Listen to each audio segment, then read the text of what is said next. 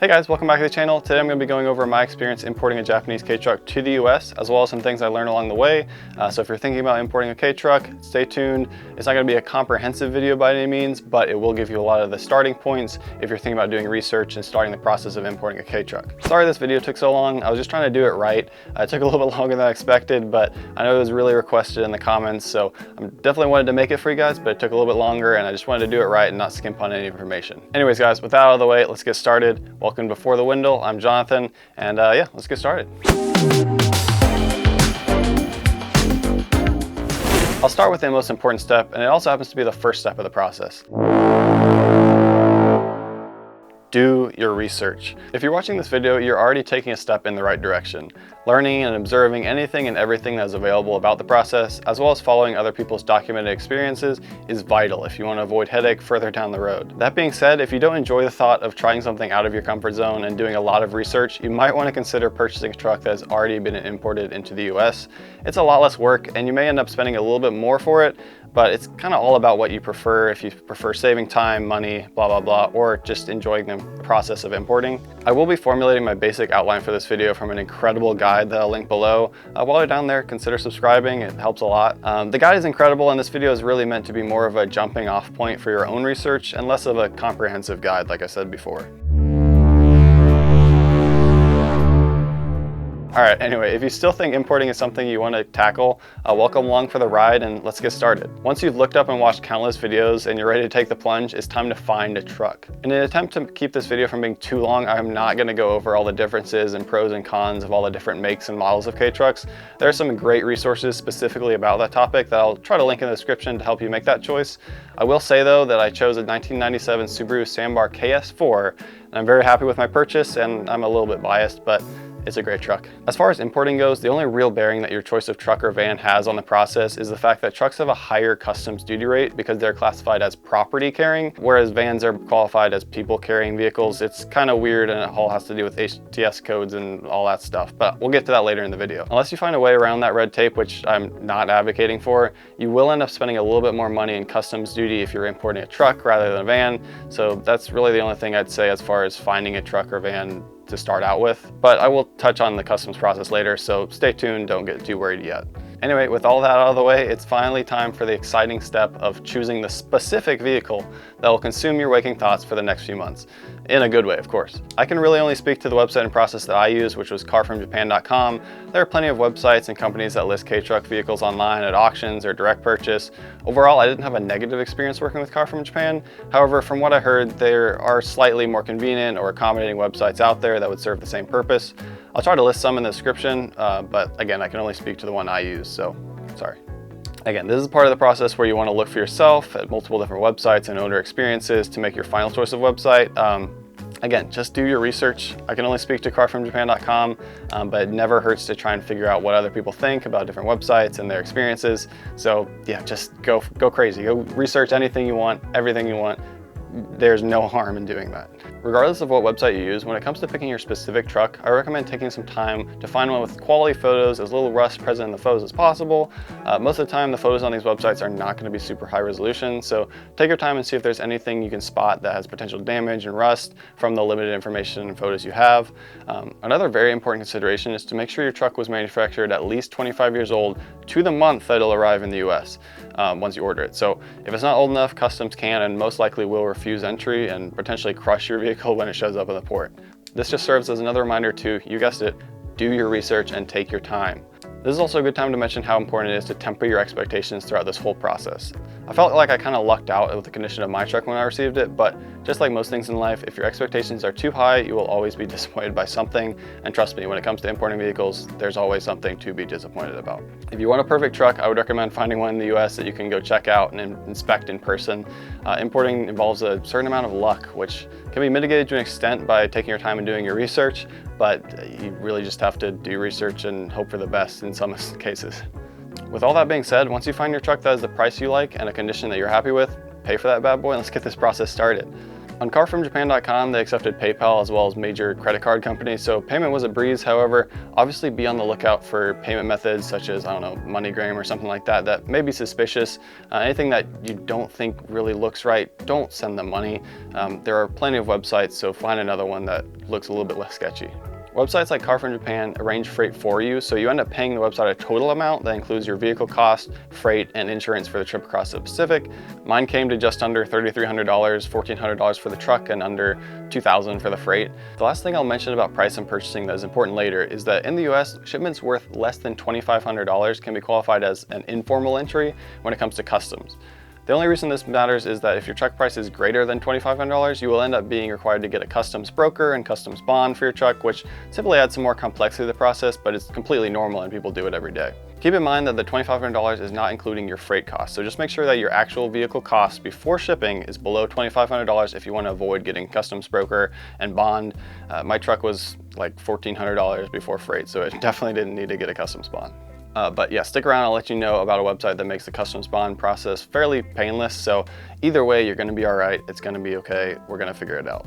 Once you send the money to whatever website you're buying the truck from, as well as giving them any information they need, such as which port you actually want the truck shipped to, as well as your shipping address that you want your paperwork mailed to on the airplane, you're basically good to go. The process is officially started. So let's take some time to talk paperwork. During my experience from Car from Japan, there was a representative that would message me about important updates or missing information that I needed to submit. This was actually really helpful, and I think it's basically the norm for a lot of these larger Kei Truck selling companies online that you might order from. They kind of know what they're doing, so most of the time they have it fairly streamlined, I think. Once the truck is paid for, you'll be sent a bill of lading as well as a commercial invoice and an export certificate via physical mail. In Japan, they are required to return the original title into the government before exporting the vehicle, so you will receive an export certificate instead of a title. This is not an issue. You will use this to register your vehicle in the United States. The first bit of paperwork that you'll need to submit is the ISF 10+2 to let the US Customs know that the truck is on its way, as well as some basic information about it. You can do this all online through a myriad of websites that offer the service. I used turboisf.com and it was relatively painless. The important thing is to do this before your truck leaves the port in Japan. TurboISF or any other website will handle the submission, as well as you'll receive a confirmation once it's done. Overall, it's fairly affordable and can usually be done for under $100 or so. Once you got this submitted, it's a bit of a waiting game. One thing you can do while the truck is on the boat crossing the ocean is to make sure you get an English translation of the export certificate. Some exporters will give this with your paperwork packet, but in my experience, Car from Japan didn't, but it may vary. I really don't know. I've only imported one, honestly. I ended up using rushtranslate.com to translate my export certificate. It worked out okay when I went to register the truck at the DMV in South Carolina, but it may vary depending on the strictness of your DMV in your state. I'll mention more about state laws regarding registration later. In the end, I would just make sure that you end up with 2 originals of the bill of lading, a purchase invoice, an export certificate, and an English translation of that certificate, all of which you should be getting from your exporter or shipping company by airmail. The only other thing of note that will happen while your vehicle is on the boat is that you'll receive an email from your shipping company asking you to pay for some port fees before the ship arrives. These fees are typically under $200, but it may vary per situation. I paid Norton Lilly, who are acting as agents of the autoliner. They usually prefer wire transfers or mailing them a business check for the amount you owe. They will also require you to send them one of your original bill of ladings to the address that they mentioned in the email. Once you pay them and send your bill of lading, the shipping company will release the truck on their end once it arrives in the port. So you shouldn't have any issues with them as long as they've got your money. After this, you'll receive an arrival notice from your shipping company that will include the holding location of your vehicle at the port that you chose. I received my arrival notice about 2 weeks from my arrival date, but your mileage may vary. You're not done yet though, it's customs time. Customs might seem daunting, however, there are some ways to make the process easier. In general though, you will need a completed CBP Form 7501, DOT HS7 short form, and an EPA 3520 form when it's all said and done.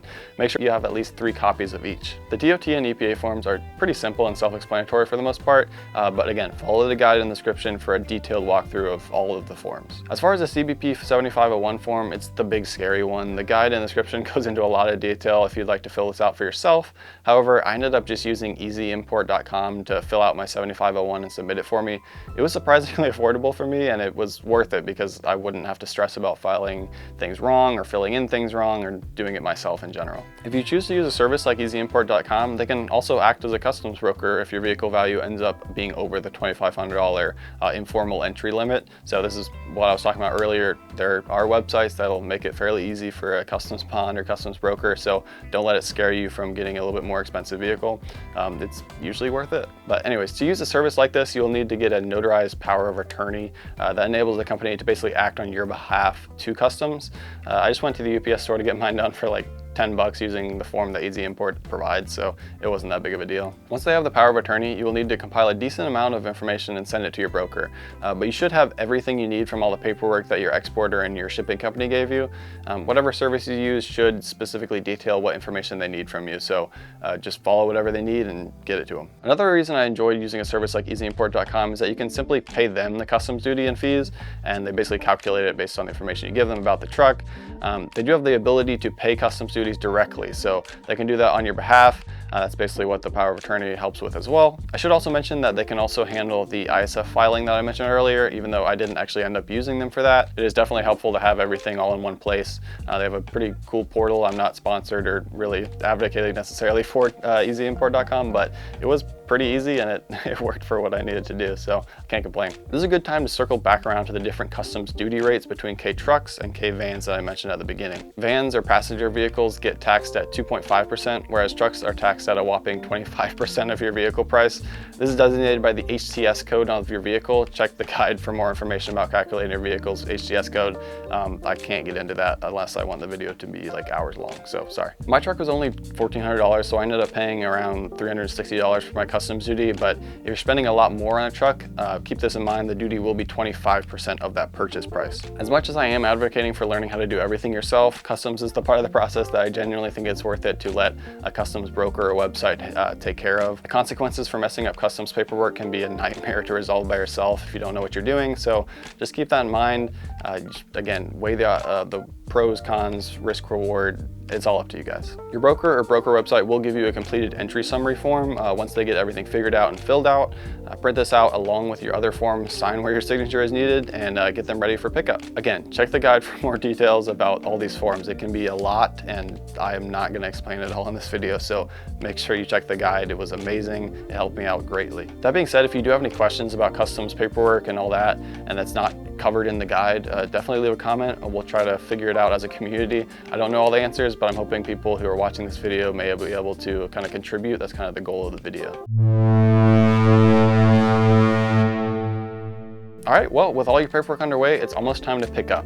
In your arrival notice, the shipping company should let you know where your vehicle will be located once it arrives at the port. This is where you'll have to do some research for your specific port to make sure you arrive at the right place when you show up to pick up the truck. I ship mine to Jack's Port in Jacksonville, Florida. This port does require a TWIC escort or a TWIC card yourself. I opted to apply for the TWIC card myself since it also serves as a TSA pre-check credential. It was around $125 if I remember correctly, but could technically change depending on when you watch this video. Just like everything in this video, I imported my truck in April of 2023, so as far as I know, this information is still current as far as when this video is uploaded, but it could change at any time. The laws right now are shifting fairly quickly. It's kind of scary, but just make sure you do some research and find the specific guidelines and laws at your time of importing. If you don't opt to get a TWIC credential yourself, you will need to find a company that offers an escort service into the port. Some ports do not require a TWIC card to access the holding area, so you will just have to do your research based on your own port that you're picking up from and find the specific details about the port. I really can't help you with that because it changes per port. Anyways, in Jacksonville, most of the used roll-on roll-off vehicles are held at the import terminal services lot inside the port as far as I know. Again, do some research on your specific port and find exactly where it's being held based on the firm's code on your arrival notice. Pro tip, Google Maps is actually quite helpful with this. Sometimes you'll be able to spot the Kei Trucks on the GPS imagery. So it'll kind of point you out where you think the actual lot is. If you're having trouble finding it, just look for all the Kei Trucks on the Google Maps imagery and kind of plot that way, but obviously confirm and make sure that it is actually where you're picking up from. One thing that I learned that helped me on the day of pickup was to create a delivery order for your pickup. I was able to do this within the Easy Import website, but it essentially streamlines the process immensely by making it seem to the port that you're just a truck driver with a delivery order for pickup. It has all the information that they would need as far as your name and all that to make sure you're legit and you actually have something to pick up, so you're not just trying to do that by scratch when you get there. I was able to basically simply hand the port worker the delivery order when I got to the lot that my truck was in, and they stamped it and let me go and find my truck. My truck was released roughly 2 to 3 days after it was dropped off in Jacksonville. I lucked out and didn't have any issues with custom holds or like the EPA dirt finding thing. But doing your research and being proactive goes a long way in this step. You'll have roughly 15 days to pick up your truck before it gets moved to a general order warehouse, at which point you will start paying a lot of money per day. So needless to say, give your truck some time to clear customs, and then after that, pick it up, because you do not want to wait too long and start having to pay a bunch of money for them to hold it in a general order warehouse. Anyway, speaking about day of pickup, plan to get to the port fairly early. Most ports take a sizable lunch break, and you will have to wait for them to get finished around 1 or 2 o'clock to get any kind of service. I got to the port around 9:30 a.m. and it worked out really well. I was able to leave before lunch and get home. I would also plan on swinging by the CBP office for the port you're picking up from with all your CBP, DOT, and EPA forms in hand. They'll gladly take a look at them and then have a snazzy CBP stamp that they'll stamp all your paperwork with, which is super helpful when you get to your state's DMV, just to make sure that they know that everything is legit, because CBP said it's good to go. As far as getting your truck home, I would plan on trailering the truck from the port to your house. I used the U-Haul 6x12 cargo trailer without ramp for towing the truck. Not having the built-in ramp made things a little bit more complicated, but according to some people online, the 6x12 cargo with ramp from U-Haul does fit Kei trucks. However, since there's a gate that kind of intrudes into the cargo space, you have to have like about an inch of clearance on each side when driving the truck on the trailer. The risk is yours, I guess, but I just wanted to be able to drive it straight onto the trailer. So I was happy with the performance of the trailer, and I only spent like $60 total for 2 days and unlimited miles. I will say though, if you're using U-Haul, make sure you find a trailer that isn't about to fall apart. These things have been used and abused, so make sure you get a trailer that is not going to just detach or crumble while you're driving your truck home.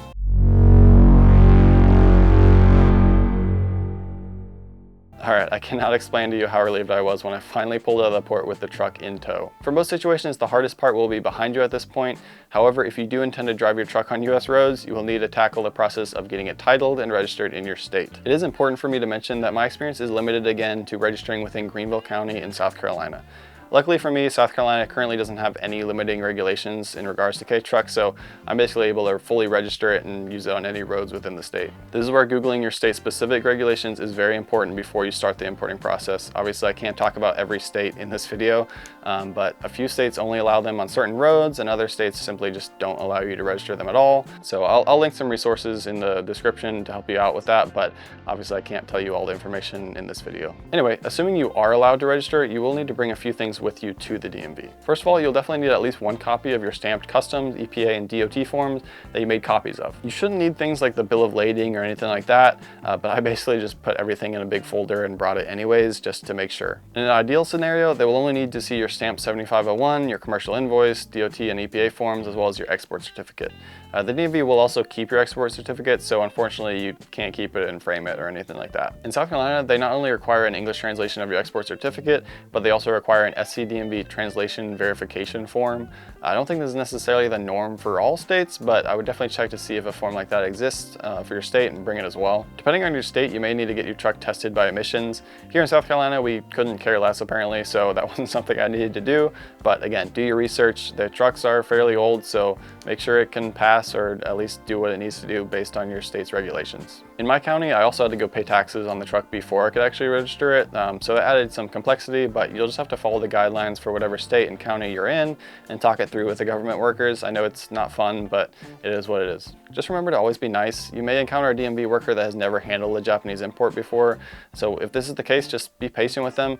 Even though you've been obsessed with this process for months at this point, it's not usually a common occurrence for them depending on where you live, so just be prepared and try to accommodate them with anything they may need from you. The last thing I'll mention as far as state paperwork goes is insurance. So you're technically required to have insurance to register the vehicle, so in my case I ended up getting a progressive plan just because it was the quickest-ish. It still wasn't super easy to get, but I've since changed to Haggerty to lower my rate basically. So you'll have to do a little shopping around, but in most states you'll be able to find something. I know it's a little frustrating sometimes, but just keep going, try different places, try different agents if you have to, and you'll eventually find something, I'm sure. All right, I know that was a lot, but once you get the plates and registration, screw some new holes into your plate and slap it on. You are ready to start the next chapter of your Kei Truck journey. Thank you guys so much for watching. I'm super excited for those of you who are gonna give this process a try.